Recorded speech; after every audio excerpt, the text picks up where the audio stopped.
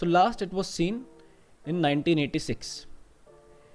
उसके बाद it is projected to come to the vicinity of Earth in 2061. Hi guys and welcome back to Inquisitive Thinking. I hope all of you doing well. Today we are going to start yet another interesting topic, that is arithmetic progression.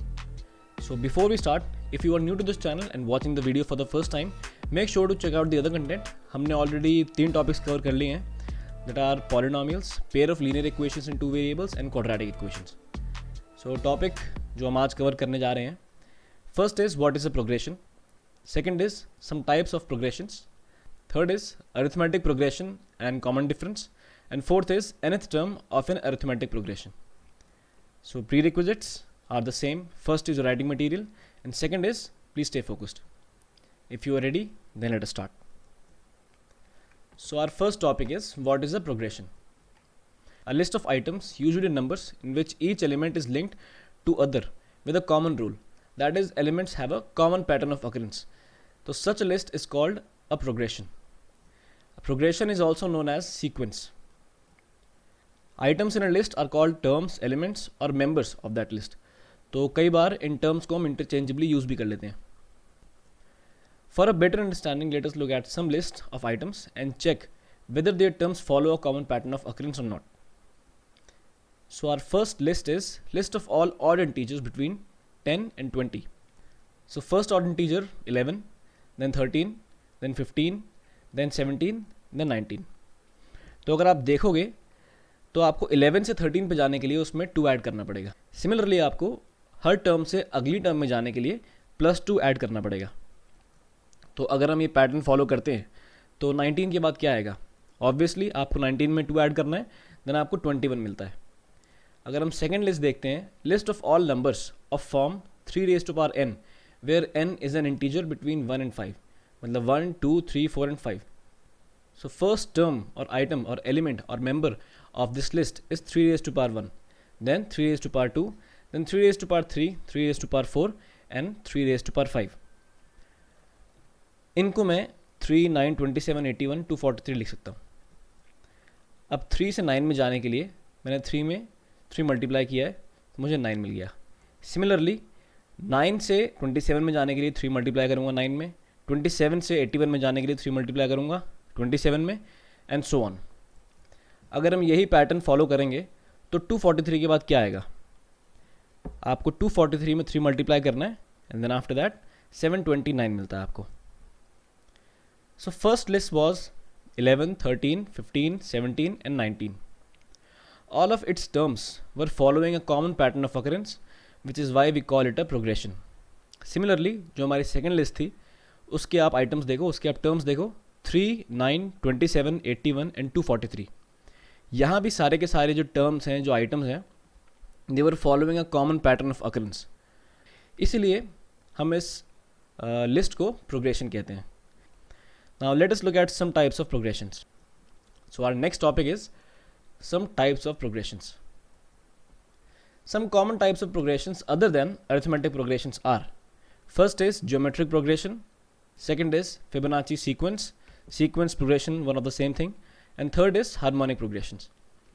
अब ये सारे के सारे progressions are other than arithmetic progressions. और आप जानते हो कि 10th में आपको केवल arithmetic progression है, लेकिन थोड़ी एक्स्ट्रा नॉलेज में कोई दिक्कत नहीं है. तो हम देखते हैं, जस्ट एक ब्रीफ इंट्रोडक्शन लेते हैं कि अदर देन अरिथमेटिक प्रोग्रेशंस ये प्रोग्रेशंस क्या होते हैं. तो फर्स्ट है हमारा ज्योमेट्रिक प्रोग्रेशन. सपोज एग्जाम्पल लेते हैं कि डे 1 में कोई पर्सन है, वो इन्फेक्ट हो गया किसी कम्युनिकेबल डिजीज़ से. सो फर्स्ट डे में अकेला वो बीमार है, सेकेंड डे में वो 2 लोगों को और बीमार करता है, फिर उसके बाद अगले दिन मतलब थर्ड डे वो 2 लोग फर्दर 2 लोगों को बीमार करते हैं, एंड फोर्थ डे में वो 4 लोग फर्दर 2 लोगों को और बीमार करेंगे. तो अगर मैं इसकी लिस्ट बनाता हूँ day 1, day 2, day 3 and day 4 की, तो आपको कुछ ऐसा मिलता है list 1, 2, 4 and 8, which is a list of all people who got infected from day 1 every day till day 4. तो इसकी लिस्ट कुछ ऐसी बनेगी. The subsequent term of this list of this progression is 2 times than its preceding term. In this case, 2 upon 1 is equal to 4 upon 2 is equal to 8/4। इन सब का ratio 2 आ रहा है। अब एक जीपी के अंदर ratio of any two consecutive terms is equal, ratio of any two consecutive terms is equal, this ratio is called common ratio of the GP. अब रेशियो कैसे होता है, next term upon previous term और successive term upon preceding term. तो यहाँ पे अगर मैं लिस्ट देखता हूँ 1, 2, 4 and 8, 2/1 is equal to 4/2 is equal to 8/4, जो कि रेशियो 2 के इक्वल आ रहा है सबका। So the above progression is a geometric progression. अब यहाँ पे प्रोग्रेशन का जो कॉमन रेशियो है, ज्योमेट्रिक प्रोग्रेशन का कॉमन रेशियो है, दैट इज 2। फिबोनाची सीक्वेंस देखते हैं, 0, 1, 1, 2, 3, 5, 8, 13, 21 एंड सो ऑन। तो अगर आप वीडियो पॉज करके इसका पैटर्न देखना चाहते हो खुद से, तो go ahead, do it. Given first two terms of progression are 0 and 1। Starting from the third term, every term is sum of the previous two terms. मतलब अगर हम प्रोग्रेशन चालू करते हैं फर्स्ट एंड सेकंड टर्म्स को fix करके, first term 0, second term 1, तो starting from the third term every term is a sum of previous two terms. तो हमारी फर्स्ट टर्म है 0, सेकंड टर्म है 1, ये दो फिक्स्ड हैं। अब इसके बाद थर्ड टर्म जो है हमारी is a sum of first and second terms, which is 0 + 1 is equal to 1। Fourth term is sum of previous two terms, that is second term and third term, it means 1 + 1, 2। Similarly, fifth term is the sum of third term and fourth term, that is 1 + 2 is equal to 3, and so on. What is harmonic progression? हम इसको अगली video के लिए छोड़ देते हैं. So now we are going to start arithmetic progression, that is the main focus of our today's video. By definition, a progression in which difference between any two consecutive terms is constant. Constant है, equal है, difference between any two consecutive terms in a progression. यहाँ पर difference का मतलब है second minus first term. For example 10, 20, 30, 40, 50. Difference between any two consecutive terms is 10. अगर आप 20 - 10 करो, 40 - 30 करो, 50 - 40, सबका डिफरेंस 10 है. Similarly in second progression we have got 1.1, 2.2, 3.3, 4.4, 5.5 and 6.6. Difference between any two consecutive terms is 1.1. Again, second term minus first term. It means difference between 6.6 and 5.5 is 1.1. 6.6 minus 5.5. 3.3 minus 2.2, again 1.1. If you look at the third progression, that is pi, 2 pi, 3 pi, 4 pi, 5 pi and 6 pi. Difference between any two consecutive terms is pi. आप check भी कर सकते हो, कोई भी आप pair उठा लो terms का. सपोज मैंने 3 पाई एंड 4 पाई का पेयर उठाया. In this pair 3 pi and 4 pi, the second term minus first term, that is 4 pi minus 3 pi is equal to pi. तो इस तरीके से आप कोई भी दो कंसेक्यूटिव टर्म्स उठाते हो तो उनका difference second minus first term is going to be pi. अब हम देखते हैं what are finite and infinite APs. तो first will talk about finite AP. By definition, if in an AP there are finite number of terms, finite मतलब calculable, जिनको आप count कर सकते हो, then that AP is said to be a finite AP. For example, हमने जो पीछे तीनों APs लिए थे, those were the examples of finite AP. All of the above APs are finite AP. Now, next example, 4, 8, 12, ... so on till 40. This is also a finite AP since we can count the total number of terms which are finite. या फिर हम ये भी कह सकते हैं कि ऐसी AP जिसके अंदर last term is known, that AP is called a finite AP. Second is infinite AP. If in an AP there are infinite number of terms, then that AP is said to be an infinite AP. For example, अगर हम first progression उठाते हैं 1, 2, 3, 4, 5 and so on. Second progression 10, 20, 30, 40 and so on.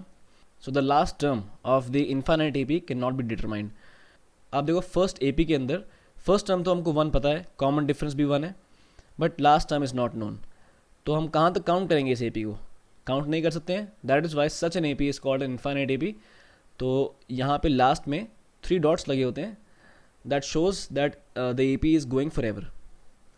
Similarly second AP के अंदर 10, 20, 30, 40, यहाँ पे कोई भी लास्ट टर्म हमको अवेलेबल दिख नहीं रही है. Such an AP is called an infinite AP, जहाँ पे लास्ट टर्म हम लोग डिटरमाइन नहीं कर सकते हैं.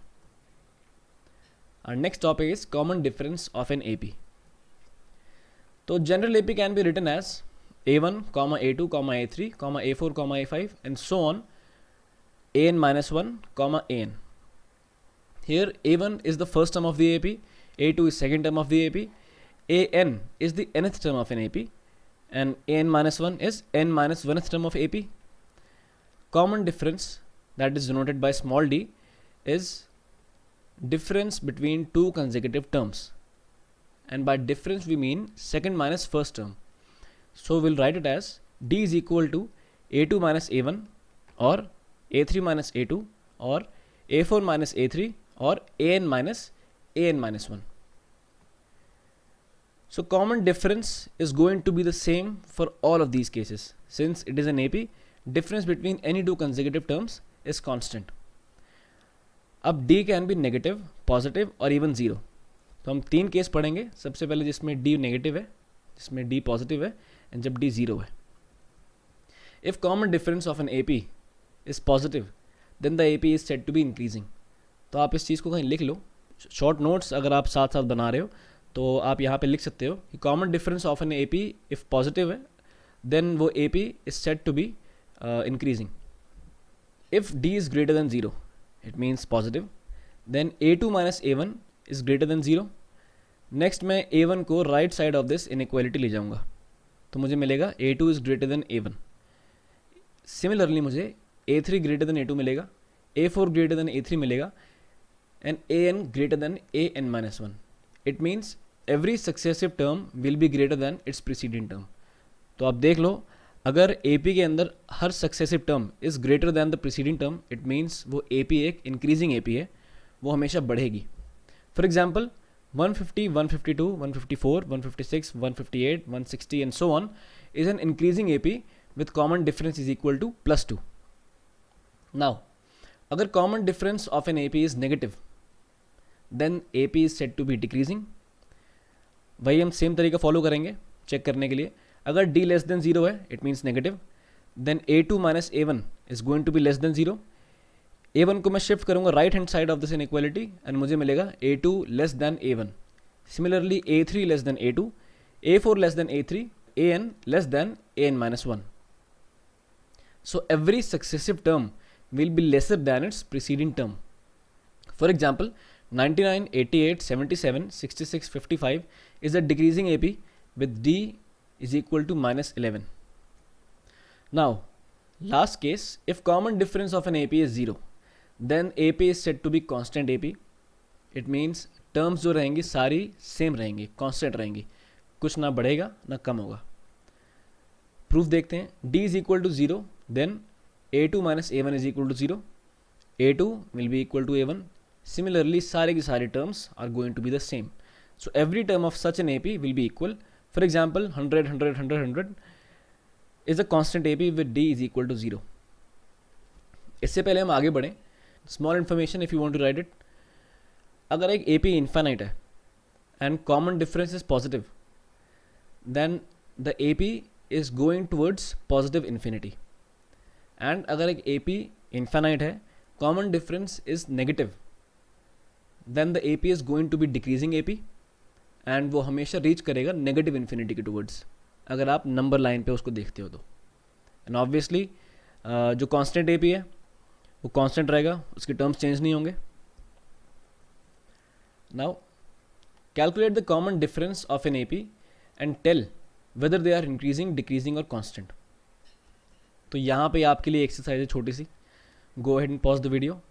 आपको 3 प्रोग्रेशंस दे रखे हैं, डोंट वरी, ये तीनों के तीनों APs ही हैं, तो कॉमन डिफरेंस सबका इक्वल होगा. आपको बस कॉमन डिफरेंस मेजर करना है, कैलकुलेट करना है एंड देन बताना है कि इन तीनों में से कौन सी AP इंक्रीजिंग है, डिक्रीजिंग है, कांस्टेंट है. Pause the video, then after that will continue. So I hope आपके आंसर आ गए होंगे अब तक. d is equal to +0.2 for the first AP. Therefore it is an increasing A P. वो आपको दिख भी रहा है सामने, every successive term is greater than its preceding term. For the second A P common difference is -π/12, such an A P is a decreasing A P. तो अगर आप देख भी रहे हो तो ये ए पी डिक्रीज हो रही है। थर्ड, इसमें आपको चेक करने की ज़रूरत ही नहीं है, सामने दिख रहा है आपको कि ये एक कांस्टेंट ए पी है, बट स्टिल अगर आपने कैलकुलेशन किया तो बहुत बढ़िया, डी आपका 0 आ रहा होगा, एंड इसका मतलब ये है कि ये ए पी एक कांस्टेंट ए पी है। ये भी एक पॉइंट आप नोट कर लो, अगर आपको फर्स्ट टर्म से सेकंड टर्म में जाना है, आपको अगर कॉमन डिफरेंस गिवन है and if you are given the first term, then आपको उस फर्स्ट टर्म में कॉमन डिफरेंस ऐड करना है, you will get to the second term. वो कॉमन डिफरेंस पॉजिटिव हो, नेगेटिव हो या 0 हो, डजेंट मैटर, आप फर्स्ट टर्म में कॉमन डिफरेंस ऐड करो, you will get the second term. Similarly, और you can say conversely, subtract d from the second term to get the first term. यहाँ भी डी पॉजिटिव, नेगेटिव, 0 कुछ भी हो, आपको सेकंड टर्म अगर गिवन है, कॉमन डिफरेंस गिवन है ए पी का, देन आप सेकंड टर्म में से डी सब्ट्रैक्ट करो तो आपको फर्स्ट टर्म मिल जाएगी। आपको ये चीज़ का ध्यान रखना है कि सब्ट्रैक्ट या ऐड करते वक्त आपको डी का साइन नहीं चेंज करना है। मैथमेटिकल ऑपरेशन डिफरेंट है, डी का साइन वही रहेगा। तो अगर आप माइनस भी कर रहे हो और डी नेगेटिव है तो इस बात का ध्यान रखना कि आपको 2 बार माइनस लगाना है। Now we are moving towards the last topic, that is nth term of an arithmetic progression. For any finite और infinite A P, nth term is that term which is sitting at the nth position of that A P. ऐसी term जो A P की nth position पर बैठी हुई है और situated है। जनरल ए पी हमको पता है a1, a2, a3 and so on, an-1 and an। So common difference A P का डी है। Let us consider a1 is equal to a, a2 is equal to a1 plus d, क्योंकि second term obtain करने के लिए मुझे first term में d add करना पड़ेगा। फर्स्ट टर्म मैंने a मानी हुई है तो मैं a2 को लिखूंगा a plus d. a3 will be a2 plus d, a2 हमारा है a प्लस डी, तो a plus d is equal to a plus 2d। आप यहाँ पे देख भी सकते हो सामने सामने। a4 भी a प्लस 3d बनेगा आपका। सिमिलरली अगर मैं इस लॉजिक को फॉलो करता हूँ तो an is going to be equal to a plus n-1 into D.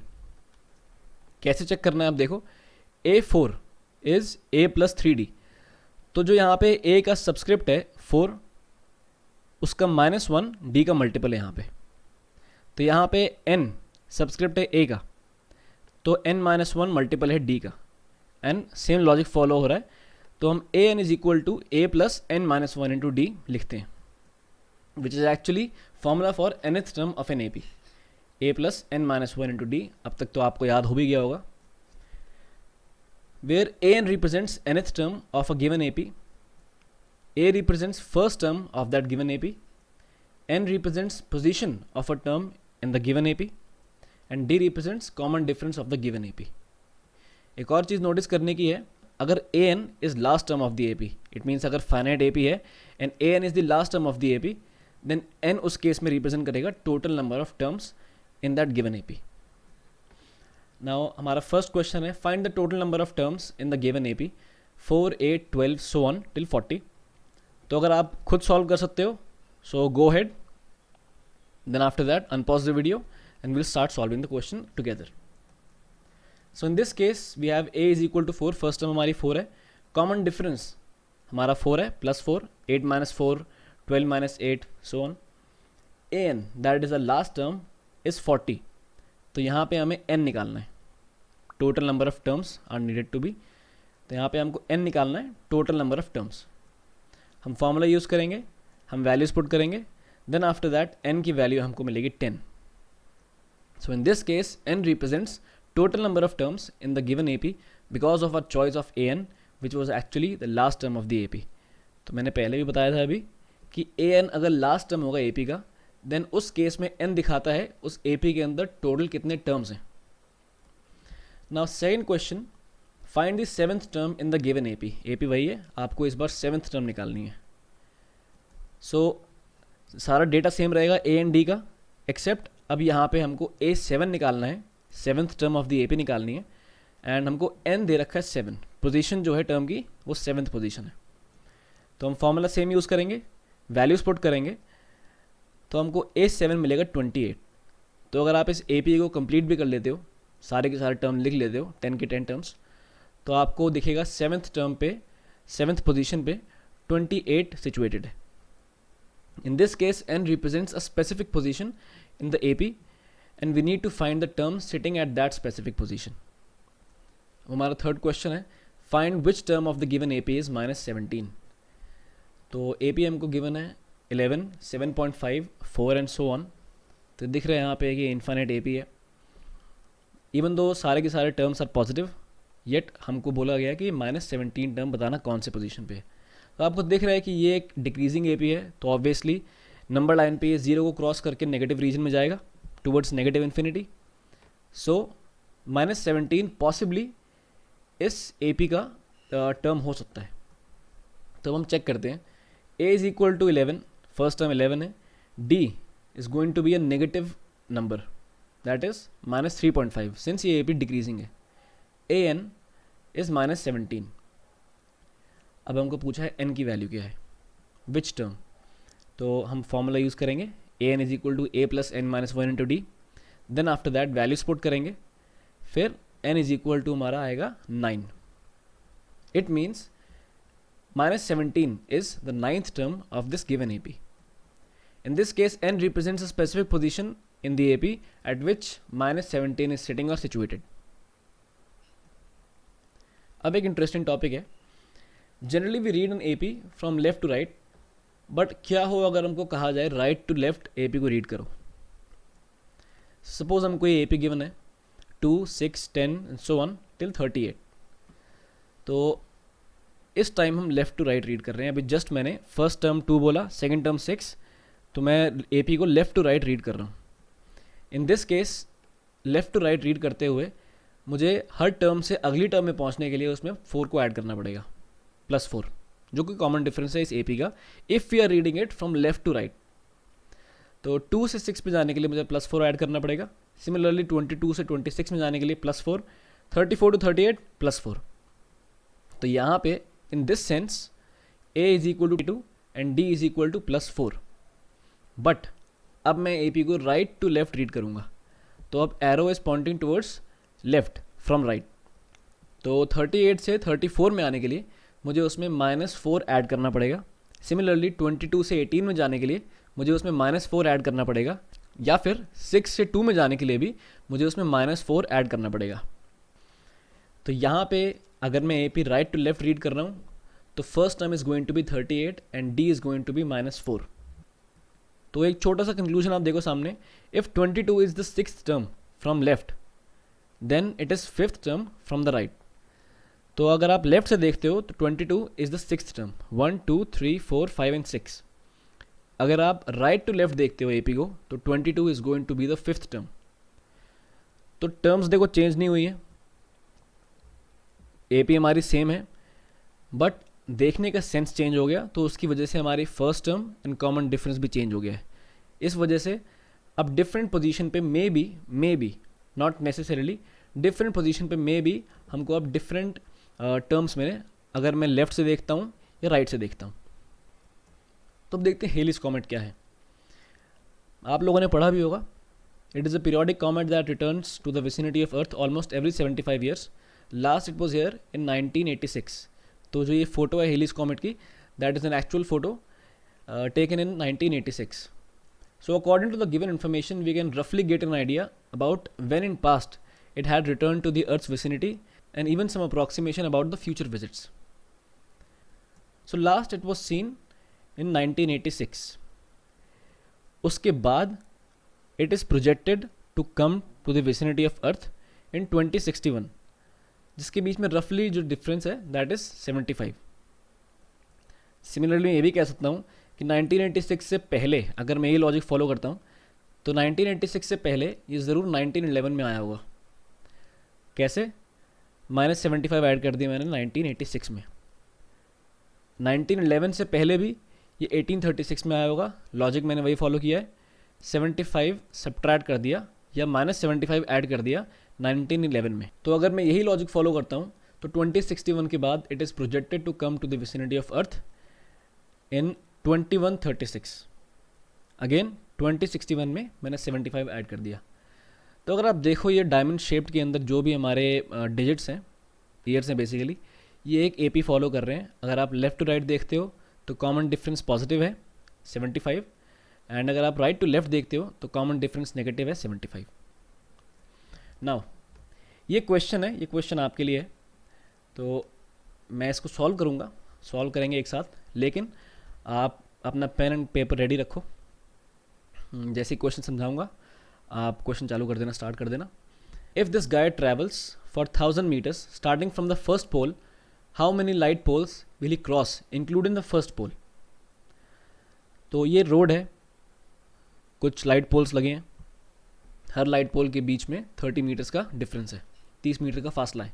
A boy standing on the far left of this scenario. तो क्वेश्चन कह रहा है कि 1000 मीटर ट्रैवल करता है, this guy travels 1000 metres starting from the first pole, how many poles will he be crossing including the first pole. तो आपको first pole भी इंक्लूड करना है। तो अगर आपको वीडियो पॉज करके क्वेश्चन खुद सॉल्व करना है, दैट इज़ हाईली रिकमेंडेड, तो आप खुद सॉल्व करो, देन आफ्टर दैट हम लोग चालू करते हैं एक साथ। तो अगर अब आपने क्वेश्चन सॉल्व कर लिया है तो देखते हैं आपका आंसर मैच कर रहा है कि नहीं। First we need to construct an AP of distance covered after crossing each pole starting from the first pole. तो हमको यहाँ पे एपी बनानी है डिस्टेंस कवर्ड की, after crossing each pole starting from the first pole. First pole cross करने के लिए उसको कोई भी डिस्टेंस कवर नहीं करना पड़ा, क्योंकि वो चालू ही वहीं से कर रहा है। तो फर्स्ट पोल क्रॉस करने के लिए उसने 0 मीटर्स कवर किया। अगला पोल क्रॉस करने के लिए उसने 30 मीटर्स डिस्टेंस कवर किया है। तो distance travel to cross the second pole is 30 metres, जो कि second term of this AP है। सिमिलरली थर्ड पोल क्रॉस करने के लिए उसने अगेन 30 मीटर्स कवर किया, तो टोटल अब हो गया 60, सो ऑन टिल 990 एंड 1020। अब हमको पता है क्वेश्चन में बोला गया है केवल 1000 मीटर्स तक बताना है। 1000 मीटर्स तक उसने कितने पोल कवर कर लिए। तो अब हम 1020 को तो इंक्लूड नहीं करेंगे इस एपी के अंदर, तो हमारा एपी का last term is going to be 990, first term is 0। Remember 0 भी एक टर्म है, 0 हम 0 देख के एक्सक्लूड नहीं कर सकते हैं एपी के अंदर एक टर्म, वरना कम हो जाएगी। तो first term is 0, second term is 30, तो common difference is +30, and last term is 990। तो यहाँ पे n कितना आएगा, अब आप वैल्यूज़ डालो फॉर्मूले के अंदर, तो आपको n मिलेगा 34। It means during the journey of 1000 metres, अगर उसने फर्स्ट पोल क्रॉस करने के लिए कोई भी डिस्टेंस कवर नहीं किया, इट मीन्स उसने स्टार्टिंग फर्स्ट पोल से ही की है, एंड हम फर्स्ट पोल को भी इंक्लूड कर रहे हैं, तो टोटल 34 पोल्स उसको मिलेंगे रास्ते में क्रॉस करने के लिए। अच्छा, अगर अभी वो 1000 मीटर के बाद 20 मीटर्स और चल लेता, तो फिर वो 35th पोल भी क्रॉस कर लेता। तो इस क्वेश्चन का आंसर है, this guy travels for 1000 metres starting from the first pole, he crosses 34 poles including the first pole. अगर आपका आंसर 33 आ रहा है, इट मीन्स आपने फर्स्ट पोल को इंक्लूड नहीं किया है, जो कि एक्सप्लिसिटली क्वेश्चन में कहा गया था कि इंक्लूडिंग द फर्स्ट पोल। तो आपको फर्स्ट पोल के लिए जो डिस्टेंस कवर्ड है वो 0 मीटर मान के फर्स्ट टर्म को 0 लिखना पड़ेगा, then after that 30, 60 and so on till 990। आप 1020 नहीं ले सकते हो, 1020 मीटर्स नहीं ले सकते हो, क्योंकि हमारा क्वेश्चन केवल 1000 मीटर्स के लिए ही है। ओके, इससे पहले हम वीडियो ख़त्म करें, ये एक छोटा सा एक स्लाइड का ही टॉपिक है, difference between nth and mth terms of an AP. If in an AP, कोई एपी है A1, A2, A3 so on, बीच में कहीं AM आएगा एंड लास्ट में AN, here N is greater than M, तो AM जो है mth टर्म है and AN is the nth term. Position wise AN आगे है AM से, तो अगर मैं फॉर्मूला यूज़ करता हूँ AN is equal to A1 plus n-1 into d, इसको मैं फर्स्ट इक्वेशन मान लेता हूँ, and AM is equal to A1 plus m-1 into d, इसको सेकेंड इक्वेशन मानता हूँ मैं। तो subtracting second from first, second equation को अगर मैं फर्स्ट इक्वेशन से माइनस करता हूँ तो हमको मिलता है AN minus AM is equal to n minus m into d. ये जस्ट एक फन रिजल्ट है, आपको कुछ क्वेश्चंस में शायद ऐसे ही डायरेक्टली आपको पूछा जाए तो आप ये फॉर्मूला डायरेक्टली यूज़ कर सकते हो उसमें। So guys, thank you for watching, आपने इतना टाइम स्पेंड किया। मुझे उम्मीद है कि आपको काफ़ी चीज़ें समझ आई होंगी। आपने जो ऑलरेडी पढ़ रखा है उसके ऊपर भी आपको कुछ नई चीज़ें सीखने को मिली होंगी। अगर आपने नोट्स नहीं बनाए साथ में तो मेक श्योर कि आप कभी बाद में नोट्स बनाओ। हर वीडियो के साथ साथ आप नोट्स बनाओ और साथ साथ क्वेश्चन भी सॉल्व करो जो उस वीडियो में कराए गए हैं, तो आपको बेटर अंडरस्टैंडिंग मिलेगी। एंड आपके नोटबुक के अंदर आप अपने जितने भी पॉसिबल, अपने बुक के अंदर जो आपकी मेन कोर्स बुक है, जो आपके पास एक्स्ट्रा सप्लीमेंट्री बुक्स हैं क्वेश्चन सॉल्व करने के लिए, जितने आप क्वेश्चन सॉल्व करोगे उतनी आपकी problem solving capacity and problem solving ability आपकी बढ़ेगी। और तो फॉर्मूले याद करने से आपको केवल फॉर्मूले याद ही रहेंगे, उनको अप्लाई करने के लिए इस चैप्टर में लॉजिकली क्वेश्चन को पढ़ के सॉल्व करने के लिए आपको प्रॉब्लम सॉल्व करने पड़ेंगे। तो do as many problems as possible and stay inquisitive. I will meet you in the next one.